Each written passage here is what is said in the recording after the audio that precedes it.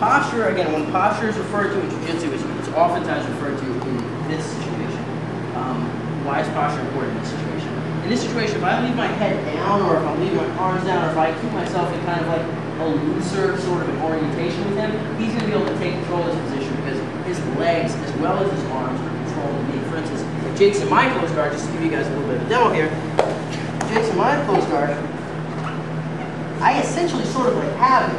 If he lets me, I have it, because my whole body, everything, upper and lower, controls just his upper body. So if he gives me any control at all of any limbs, I mean, I've got omoplatas, I've got triangle chokes, I've got like shoulder locks and Kimura setups, I've got everything I can want from here. I have sweeps and all sorts of different ways I can turn him over and get on top. So when I'm here, I could potentially own him. So he needs a way of shutting me down and eliminating my control of him. And posture is usually what's referred to in that instance, because there's a way of holding himself, of orienting himself to me that will keep him safe. And here's generally how it's done. So Jake's on bottom again.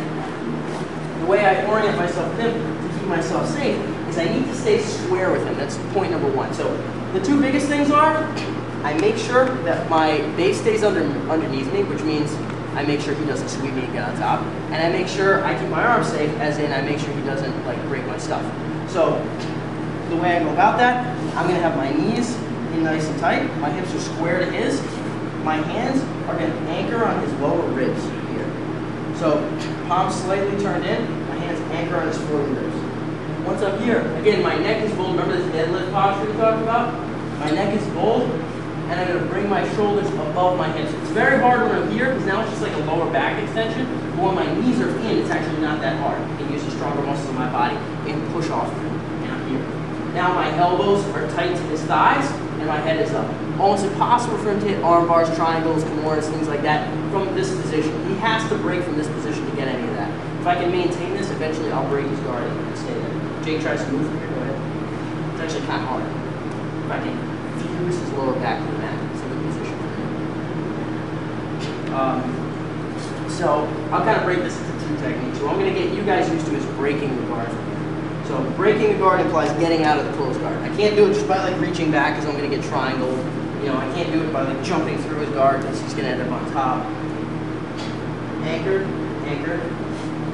Hips are in. My head is up. Again, my head is up like this because now I can still look at Jake. But if my head is down, he's going to grab the top of my head. And now my spine is already bent and he has this nice lever to bend me down. But if my head is here and he goes up to grab my head, go ahead. He has to grab my neck. And again, now he's fighting my whole spinal column. Very, very rigid here. So I'm in this position. The way I'm going to work on breaking the closed guard is like so. I begin here. I'm going to set one of my knees directly into his tailbone. So I'm going to use my left in this case. Keeping his hips fused onto the mat. So his hips are fused onto the mat.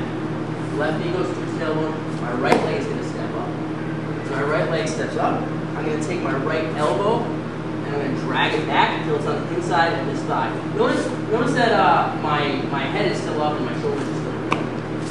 My right arm comes back, so stay nice and tight with those legs. Knee comes in, step, I drag this elbow back. Now, I'm not going to push with my hand, I'm going to sink with my shoulder. So I'm dropping and sinking with my shoulder right on the inside of the knee here. So, guard opens up. Now I can bring this knee through, start to pass this guard, push down in position. Again, here. Anchored. I'm going to secure the spot. I'm going to bring one knee to the tailbone, one foot steps up. I'm going to drag my elbow on the same side that I just stepped up. This one keeps his hips anchored to the mat. My left keeps his hips anchored to the mat. It's the posture. And I'm going to sink my shoulder on the inside of the knee thing. Pop. My knee swivels through. Any his leg, I can come under his head and start to work my guard bar. Alright. So let's pair it up, work on that posture, and then work on